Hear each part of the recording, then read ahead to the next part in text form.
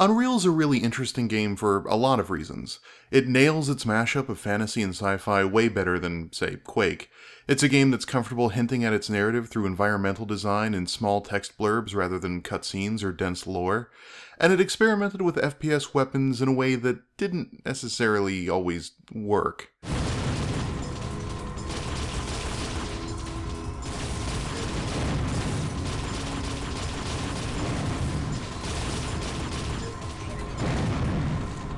But while the game's full of cool imagery and neat ideas, one thing that always stuck with me was the opening of the game. It's got a really distinct feeling, claustrophobic, disempowering, and, at least by 1998 standards, kinda scary. Prisoners 849 escaping.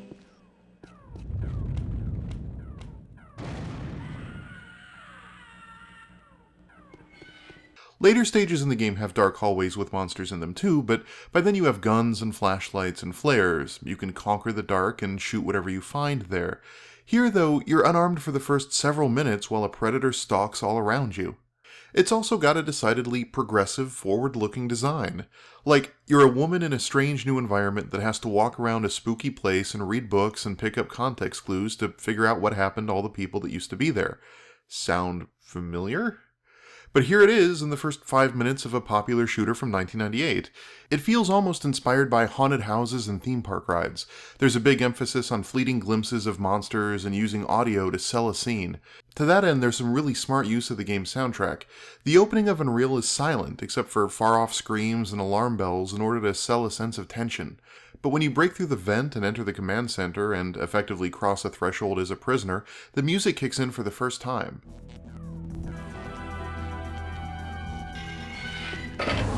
But they stop it again just moments later when you get to the sealed door in order to help sell the creepiness of this scene. Shit! What happened there?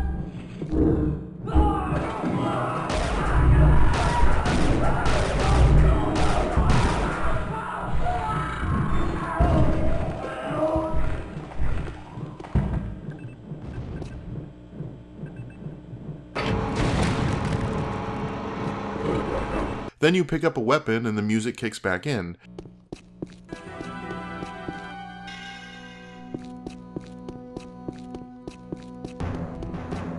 It feels a little modal, like you're switching back and forth from a game mode to a cinematic mode, so to speak, but it shows the developers were really interested in controlling the emotion of each bit of this level in a way you simply didn't see in, say, Quake. And it's actually the opposite approach of Half-Life.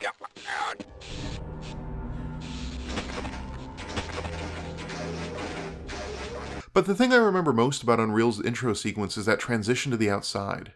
There's also a nice musical cue here, but what really sells it is going from that cramped vent out into an open field, then turning around and being able to walk around the spaceship, effectively being able to walk around the entire level you'd just played.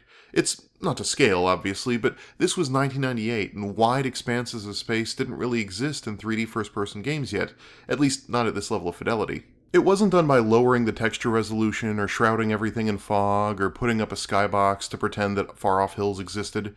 You could shoot your little blaster and watch the bolt travel all the way to the other side of the canyon. That little house down there? You could go to it. It seems silly now, but it really was something in 1998. It gave the game a sense of tremendous scale, and it made arriving on Nepali feel like a place rather than a series of corridors with monsters. Remember, this is pre-GTA 3 and pre-Morrowind. Open worlds in 3D didn't really exist yet, and this was the closest we had ever come to it. And to sell the idea that this was a place and not a shooting gallery, you had all that flora and fauna and even the Na'vi themselves to convey a sense that this place was lived in. It was almost a commentary on what Unreal was trying to achieve as a game, moving from these cramped corridors into the more open and natural environment that set it apart from the Quakes and Bloods and Half-Lives of the world. After that, you're off to shoot Scourge and escape the planet, and while the rest of the game is good for other reasons, it never quite returns to the carefully scripted, forward-looking sensibilities of its introduction, and it never provides a moment with quite as much awe as that first open plane. Granted, the introduction also has a fair bit of excess. You can stumble onto an execution room where a guy's strapped in and slated to die, and wait, so they were rigging this guy to die when the ship started crashing into Nepali and they just left him there? That seems a little... Jesus Christ! It's also clear they're trying to sell the engine a bit.